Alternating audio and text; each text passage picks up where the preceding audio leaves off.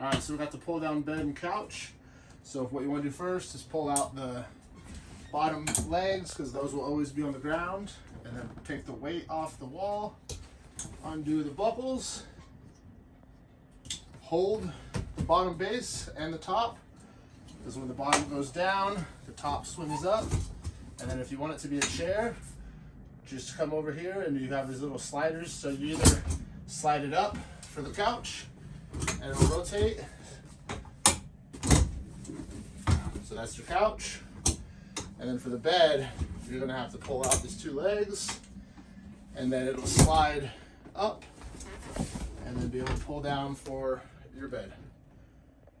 A little bit of the same thing. I like to take these, put them down, and then you can just grab the top here and just pull this whole system up like that.